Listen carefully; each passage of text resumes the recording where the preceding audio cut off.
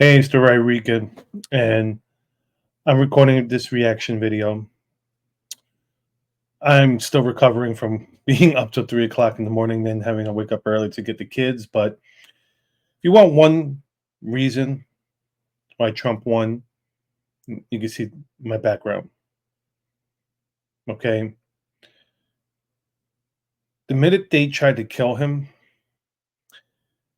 and you cannot call your opponent Hitler and a Nazi and all this stuff, and then give your condolences for or saying you're happy that that person wasn't killed because you're a hypocrite, and there's either one thing: either you're lying and you really don't believe that said person is that evil, because if you really believe that they were evil, then you would do whatever you can to get rid of that evil. Hence, they talk about, if you could go back into time and kill baby Hitler, would you? But anyways, you get to see some of these reactions with with the mainstream media, and especially the unhinged organizations like MSNBC, even some people on CNN.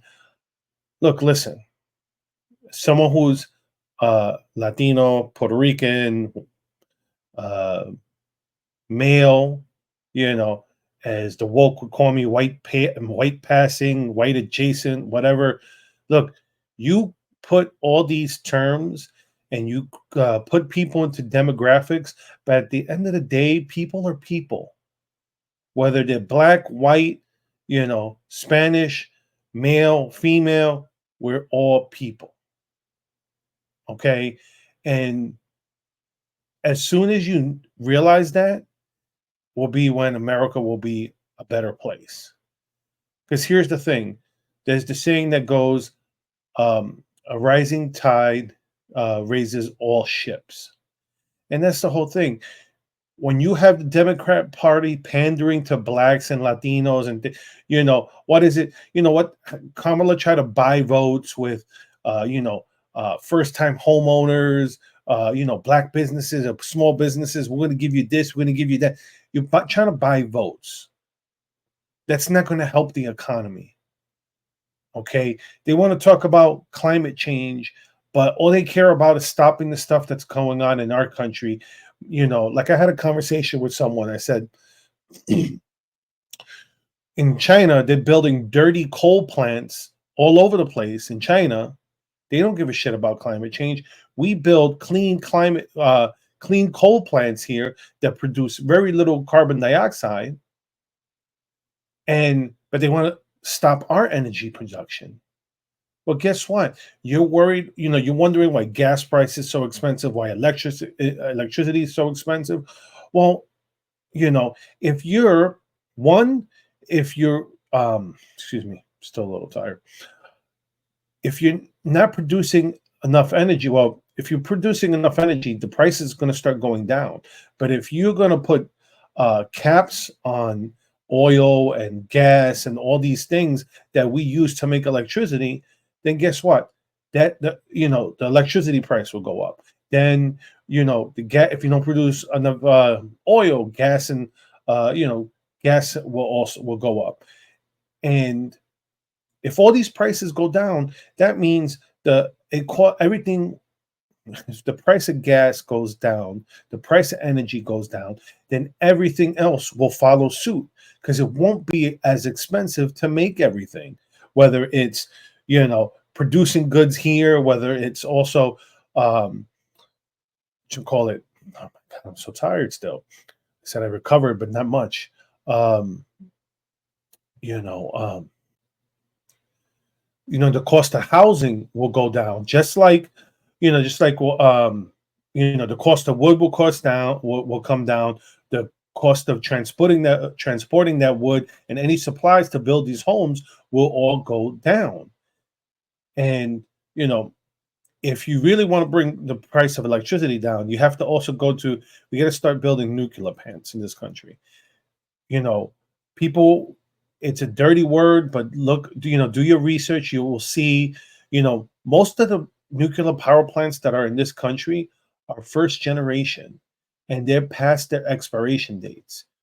We have, I think we're up to 4 or 5 right now. It's been a year or two since I last done the research, but we're up to, where we don't need as much fuel to produce the energy in these nuclear power plants. Plus, they're safer because they're built in a way where if there is a quote unquote meltdown, what ends up happening is the material will end up heating up, getting to the point where it goes in, if it just goes down into the core, into the earth, into the mantle. And but anyways, these are ways that will get the energy costs down. And if we're serious about uh, getting this country in a better place, we need to stop with this race baiting, stop with the division. Okay, stop looking at each other as Asians and whites and blacks and Latinos, and realize what makes America great is the fact it's the only country where you could come to America and become American. You cannot go to France and be French. You will not, they will not look at you as French. You go to Japan, they will not look at you as Japanese. That's why we got to stop this whole, African American, Latino American, European American, whatever, you're getting my point.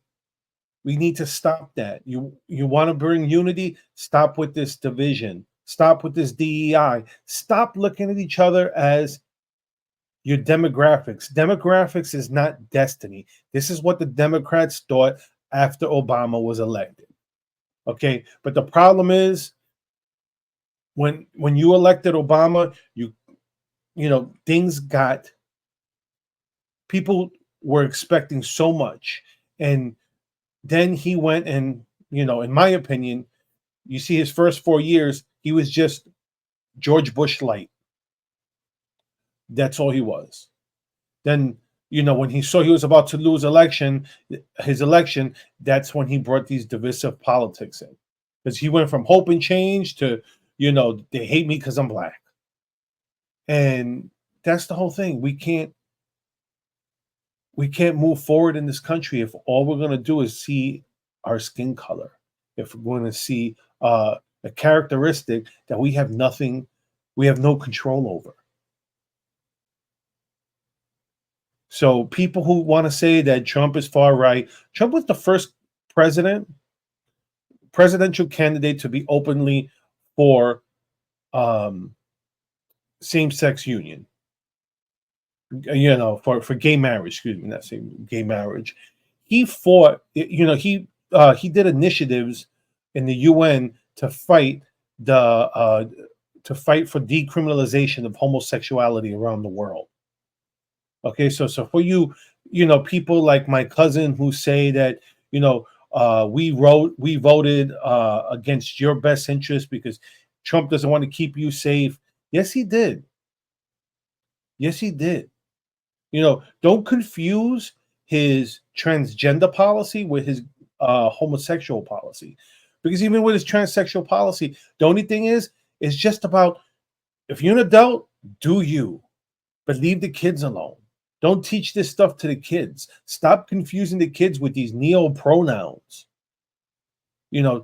Telling them that boys could be girls and girls could be boys and men could get pregnant. No, stop this insanity. That's what it is. That's not far. Being against that doesn't make you far right. It makes, if you're for all that stuff, guess what? You're far left. Come back to the center. We're not telling you can't be transgender. Just don't push that on the kids. Well, how is that extreme? My kids, I can say for a fact that my kids have met trans people. Because I have trans friends. I have my best friend is a lesbian. My kids call her Titi. They call her aunt. Okay. What issue? What other with immigration? I'm a Latino. I lived in Texas for 6 years. I could tell you there's plenty of Mexicans who are against illegal immigration, but Democrats think it's a good idea because they think that'll help you win. They'll help them win the Latino vote. And guess what? They're wrong because here's the whole thing. Why are Latinos for the deportation? Because you know what? The majority of us came here the right way. Well, I'm Puerto Rican, so I can't say that for you because we were born in Puerto Rico. We're still United States citizens. But so let me not jump the shark on that one and just say other Latinos, But anyways, lost my train of thought because I went on this stupid tangent.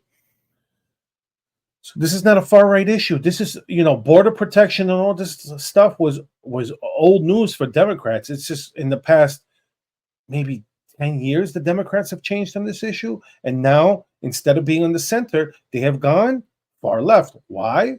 Because the progressives have basically have successfully embedded themselves into the Democrat Party. You got, you got the squad members, you have Bernie Sanders, you have all these prominent Democrats that buy hook, line, and sinker into all these issues. So they're pushing the party far left. And if that's what this election has shown, it's that the country does not like that push. Saying Orange Man bad didn't win you the election because at the end of the day, a lot of us, middle of the road moderates, we view you as the extreme party. We view you as the extremists, the leftists. Come back to the center. Stop with all this nonsense. Let's heal as a country. Let's come together. And like Trump said, let's send America into its next golden age. Let's stop the division, stop this resistance, talk nonsense, and let the man govern. Pre-COVID, the economy was booming. China released this virus to get rid of him. Okay, you want to see some. Let me see something. I want to show you this one article I saw. I wasn't planning to do this, but I just want to show what's the difference between a strong leader when it comes to global politics. Hold on. Where is it? This one here. Okay. Just real quick. Oh, come on. Sorry, excuse me. Hamas calls for immediate end to war after Trump's election. That's all. That's all I wanted to show you.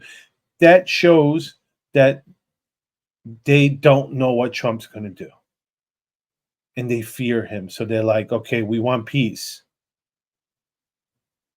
That's what a good, strong, unpredictable leader will do. If you're weak and predictable, what do you get? You get a disastrous Afghanistan pullout. You get disaster in Israel, and then you get the Ukraine war. All stuff that wouldn't have happened under Trump. Trump got to clean this up now and clean up inflation and improve our economy. So looks like my internet's slowing down, so I'm going to leave it there.